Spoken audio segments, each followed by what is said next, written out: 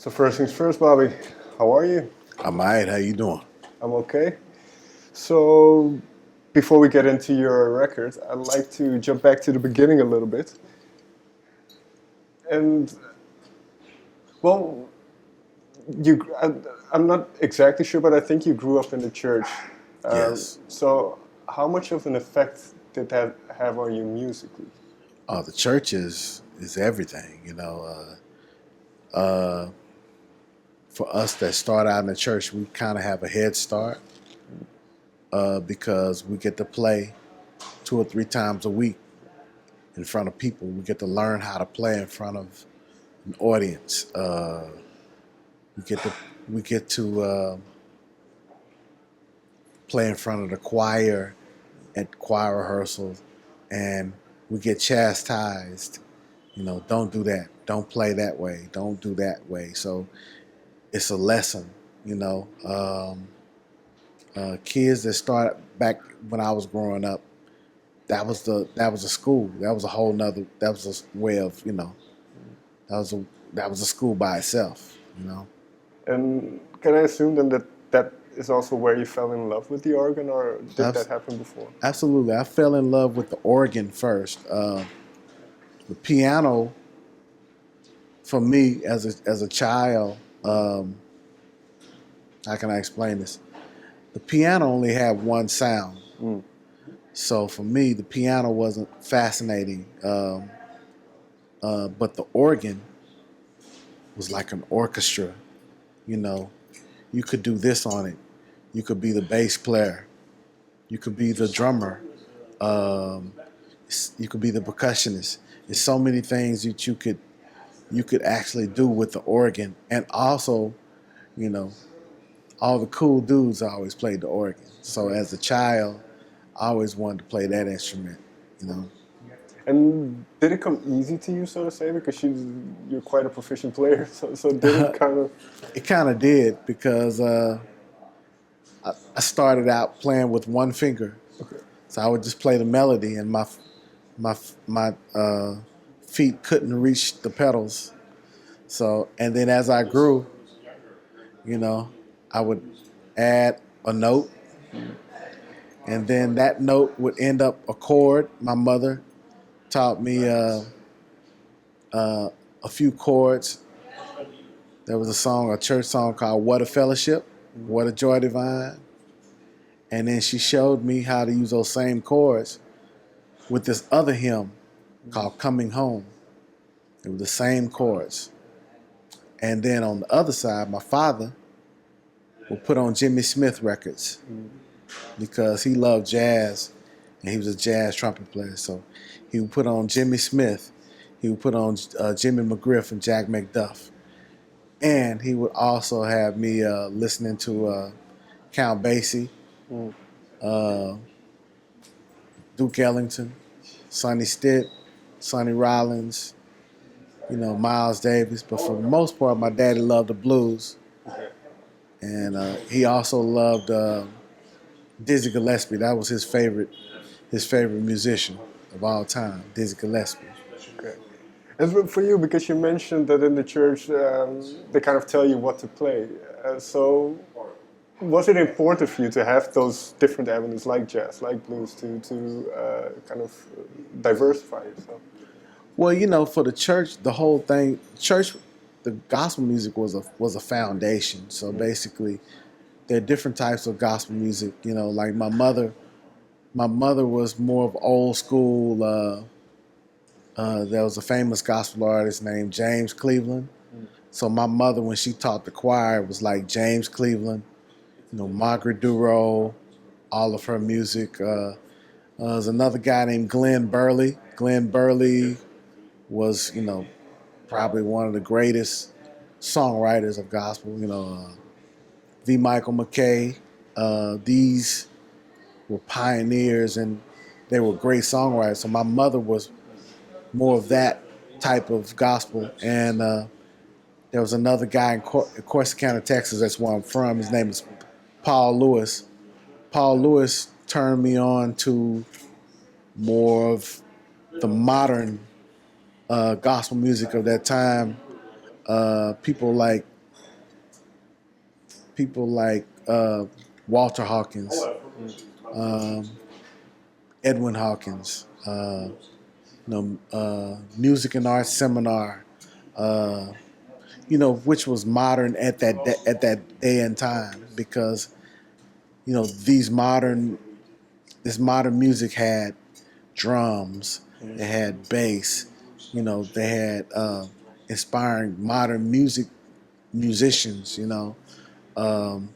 so I kind of learned that whole thing with him. At the same time, my mother would allow me to go with him and hang out with him on Saturdays and Sundays. I would get to play at their church on the Sunday night broadcast. So, now I'm playing with other kids my age, and I'm learning how to play in a band setting, opposed to when I'm playing with my mother on Sunday morning where it's just organ and piano. So I kind of learned the whole band thing through hanging out with Paul Lewis. Okay.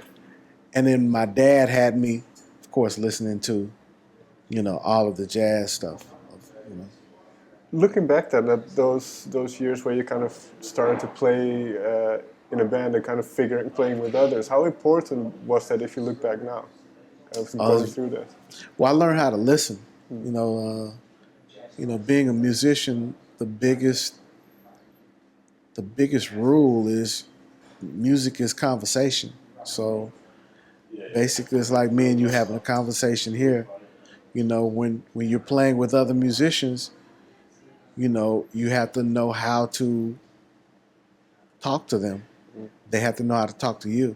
That's what makes a great band, And we'll get more into the band kind of stuff because on this record, I think it's the first time that you kind of are a band leader. Right. We'll get to that. There's one more thing because the record ends with kind of a talk by. I'm not sure if this was Robert who speaks about the Dallas and. Robert Searight. Yeah. And he mentions. Dallas being a tough town for musicians at the time, but you I don't know if it's the same time, but in the early 90s you went over to Dallas to start kind of becoming a musician. Dallas is a very unique city. Dallas has always had some of the greatest musicians ever. Okay. The only problem is Dallas was always the little brother of Texas. So when people looked at Texas, they always looked at Houston first. Because Houston always had great musicians, They always had the musicians that were doing stuff professionally. If you even go back and look in history, go back to the 50s, the 40s and 50s, you had Arnett Cobb, who was one of the greatest saxophonists of all time. Illinois Jacquet, or in the South they say Illinois Jacket, who was also one of the greatest. Ray Charles spent so much time in Houston. As well, he lived in Dallas too in 1958, 59. So it started, Don Wickerson, all of these great. We talking about the 50s, the 60s, So Houston was always looked upon as the city, for years. And fast forward to Dallas. So Dallas was always the, there were so many musicians, but they only knew Fathead Newman. They only knew, James Clay. But a lot of people were from Dallas that just moved away. Red Garland, one of the greatest jazz pianists of all times, lived in Dallas. Cedar Walton from Fort Worth, Texas.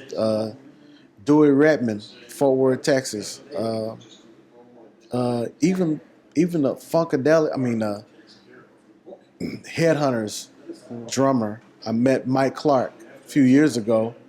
Mike Clark told me, like, hey man, I lived in Fort Worth, Texas in the 60s. when I was playing with Albert King. I was like, really? I didn't know that. So you had all these musicians from Dallas, but either they moved away, they moved to L.A., they moved. Cornell Dupree, one of the greatest soul guitarists of Fort Worth, Texas. He moved away to New York. Chuck Rainey been living in Dallas for over 30 years. So you had all these musicians that never really got there, and they just lived in Dallas. They just stayed there. So I think most of the time, I think that's what Robert Searight was talking about, and especially with the drummers, it wasn't too many drummers there for him, there was a few. There was Eric Morgan, there was Terry Anglin, there was maybe 3 or 4 other, but where on the other side, Houston bred drummers. You had Joey Riggins, which was more of a gospel type of situation. They were all gospel drummers. You had Mark Simmons. Mark Simmons is one of the greatest drummers I know to this day. You had Chris Dave, who's probably the most influential drummer today. Other guys like Jeremy Gaddy. So basically, I'm just saying that, Dallas was always the little brother, and people never looked at Dallas as we bred musicians, but until maybe my generation, we started getting a lot of work. So a lot of people started looking at Dallas, But that must have been an immense learning ground for you then, to be able to witness all these musicians. Absolutely, because I've always been a student. We always hung out in Houston. So like me and Chris Dave are cousins. That's my cousin, and Mark Simmons is one of my best friends. So we all kind of grew up together in the church. We all church boys. So we all played gospel music coming up, but we all studied jazz. Mark Simmons, his father was a famous jazz musician in Houston, had his own big band. So the whole thing was, even though we all played in church, we were all inspired and knew the history of jazz. We all listened to bebop, and as well, we listened to, all the R&B of that time. So as young musicians, we were versatile, all of us, everybody in Houston, everybody in Dallas. And when it comes then to playing gigs and playing with all these people that you've played with over the years, well, this might not be true, but this is how I see it. When somebody's really, really proficient at their instrument, is it more likely for which you were and still are? Was it more likely for you for people to ask you to play on their stuff rather than there being an avenue for you to do your own thing? Okay. Say it one more time.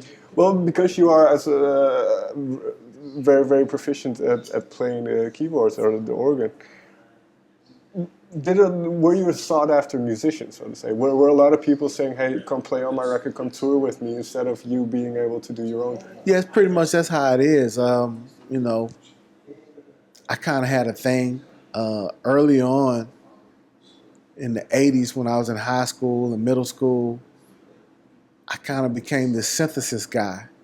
So I was moving forward when it came to technology. So I was, my father bought me a Yamaha DX7 in 1986, 87. So for me, it was all about programming, making my own sounds, and then a couple of years later, the Korg M1 came out. The Korg M1 kind of revolutionized everything. So basically, because I was making these sounds, people wanted to record me. And, I was doing records with different, whether it was gospel or quartet, they wanted these sounds of what I was doing.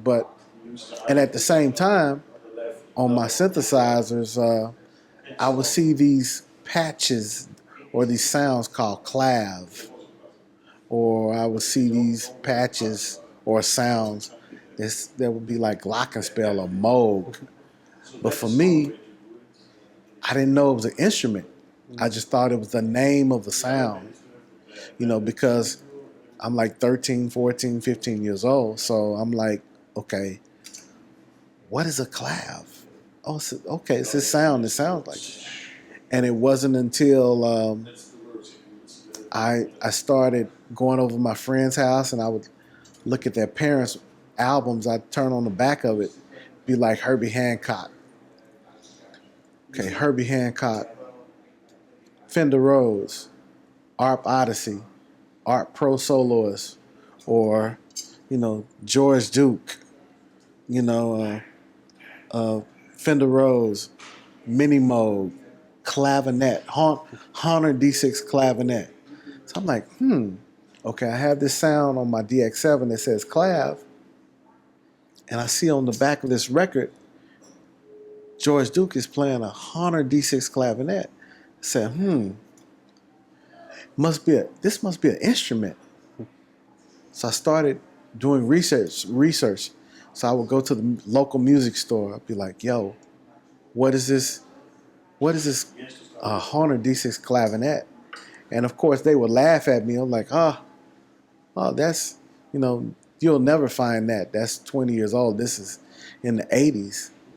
So I just kept asking. So finally I would go to a pawn shop, find D6 clavinet, and look at it. It's like $30. I'm gonna buy it. Give me that. And of course, none of these instruments would work. So I would find Minimoog. A friend of mine named Mike Medina, he's a great bass player in Dallas. Mike Medina, he played in a local band in Dallas, and we'd go watch him because he plays synth bass, and he was probably the funkiest motherfucker ever, and we just watch him go play synth bass. I'm like, yo man, what is this keyboard? It's a Minimoog. Like, so that's what I saw on the back of George Duke's record, Minimoog, or Herbie's record. So this is instrument. So that's that instrument, because I thought it was a sound, because so I'm like, yo man, you gotta help me find one. Oh, they don't make them no more. Oh man, can you sell me that one? Like, hell no, fuck no. I said, well man, he said, I got 5 of them. I was like, Mike, please man, come on man, give me please. Like, nah man. So finally, around 1991, 92, he said, okay man, you can come get it. So he sold me my first Minimoog, and so I had to learn it. And I learned it, I mastered it, and I mastered it to the point where I it kind of became my thing. So now all of these people are now wanting to hire me to do these gigs because I'm playing these instruments, and I'm noticing I'm starting, and as time progresses, they'll keyboard players will call me for a session just to play clavinet, Okay. or just to play organ, or just to play these weird Minimoog, this whole thing. So that's kind of how I became the vintage guy. And still today, people send me files all over the world to play on. And well, what I like about kind of this record then is, and you say it in the kind of the announcement, you mentioned that as sideman you're playing other people's music in a sense, and then now I want to present my own art. Right. So I assume that's always been there. So how long of a thought process has it been to make this album, Schizophrenia? When I was young, it was all about working with everyone. So the whole concept, I never had the concept of doing my own record. The concept was working with everybody, Okay. making money. It's about the whole concept of making money, just working with everybody. I was single, and it's about making a name for yourself. Back then, making a name for yourself was playing with everybody, you know. So I ended up playing with jazz greats like Les McCann, you know, Roy Hargrove, um, Marcus Miller, um, Tower of Power, um, uh, many others, George Benson. So it wasn't till around 2006, 2007, I started playing with a band called Snarky Puppy. This time they were a group of guys. They was going to they were college students at North Texas University, and they would come watch, hang out. They would come watch me, Bernard Wright, Jason Thomas, Keith Anderson. We would do gigs at this club called Brooklyn Jazz Cafe. And, you know, eventually the drummer, Steve Pruitt, and Mike did a gig with me and Keith. And this gig, they would always say, hey, man, you know, you should just come hang out with us. You know, just come check out the band. And, of course, you know, I was kind of leery, you know. But then I agreed to go play a gig with him after he let me hear the music. I was like, man, it's some bad shit, you know. So Mike, I went and played one gig with him somewhere at this place called Haley's in Denton, and I was like, man, I want to do this. Yeah, this is crazy. So I just kind of started, you know, doing stuff. I get on the bus with him and go do these gigs, and I just kind of noticed they didn't tour like I was used to be touring. You know, I'm used to playing with these top artists, and you know, I'm used to staying in a 6-star hotel, 5-star hotel, 6-star hotel, and you know, got the limos, and now I'm on, you know, now I'm in Houston, or I'm in a strange city, and everybody has a sleeping bag, and I'm asking like, yo, what hotel we at tonight? And Mike is like, oh yeah, we just bought our sleeping bags. Yeah, we just catch a corner somewhere. Like, catch a fucking corner? Well, you gotta be fucking kidding me. I wasn't used to that. But it reconditioned my mind to understand that's how you build a career. But see, I wasn't used to that because I never saw that. I never had to struggle. Because I started out playing, you know, with top artists. So now with Snarky Puppy taught me how to grind. Right. You know, the grind of building, walking in a club and the size of this room, and it's 5 people there. And it's more people in the band than people in the audience. Was that a tough thing then? Because going from this to... Absolutely. But see, this whole period, I'm still on the road with different people. I'm still traveling with during that period I was with Tower of Power. Okay. So you know, it's like when I wasn't on the road, I just go do a few hits with them. I was like, wow, man, this is fucked up. This is like, man, I had to get used to it. Right. But you know, now I understand it because that's how you have to do. So for me, my blessing was a curse. You know what I'm saying? Sure. And you know, me and Mike had a conversation later. Mike Lee said, you know, man, you know, I always wanted to do with the stuff that you was doing. Like we admired, you know, what we want to do what Bobby Sparks was doing. We wanted to tour with Erykah Badu. We wanted to tour with Kirk Franklin. We wanted to do do the RH Factor stuff. We wanted to do, but nobody would hire us. And I was like, wow, I never thought about that.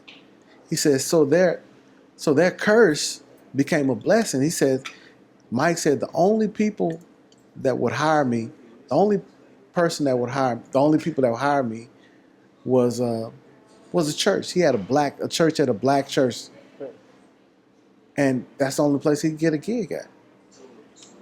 He said, so he decided to put together a band, play his own music, and just go play at bars.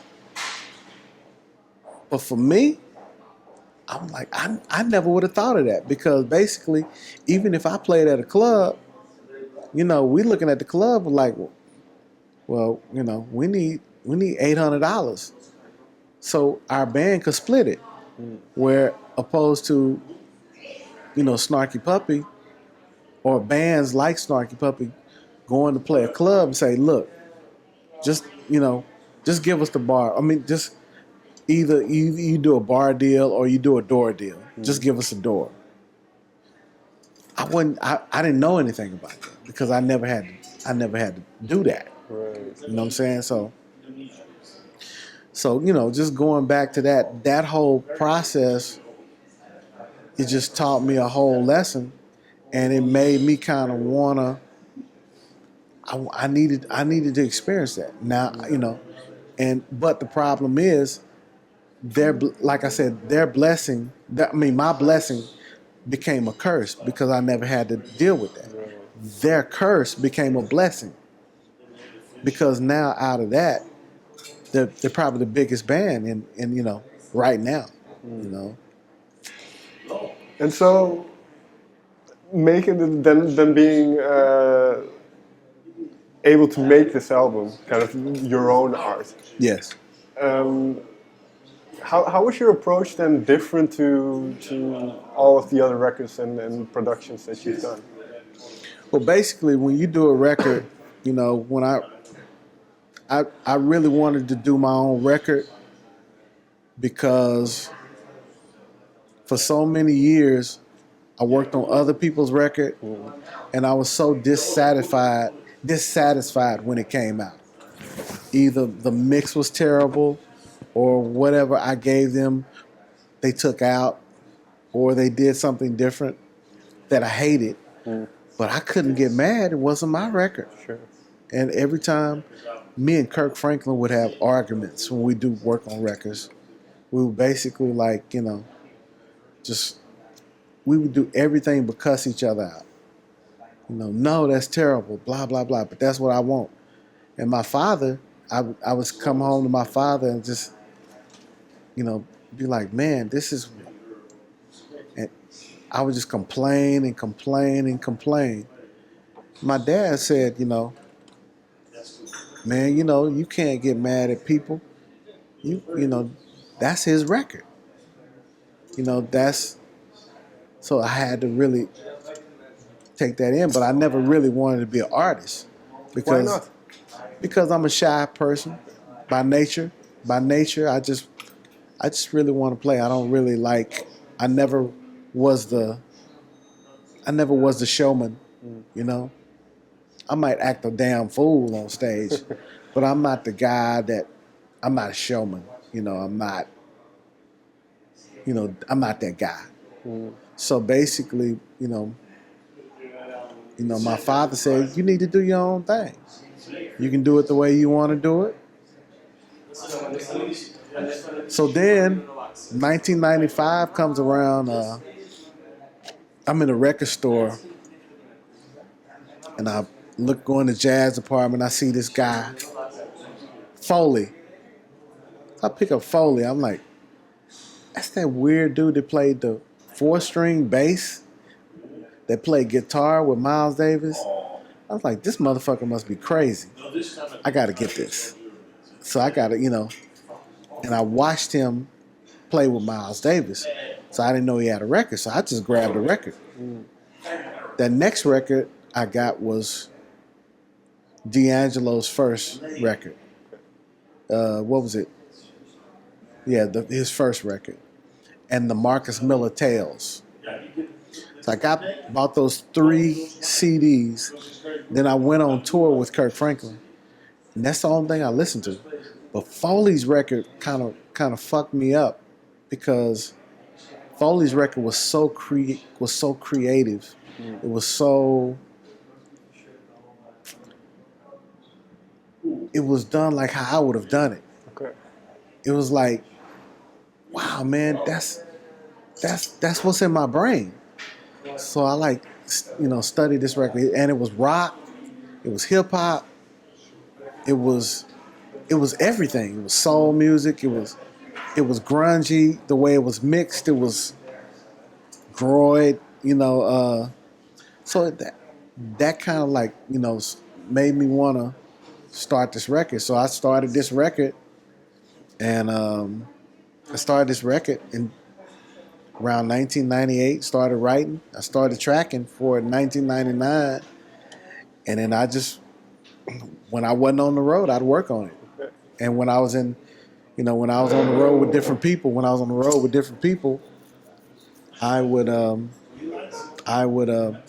go in their hotel room. Hey, play on this.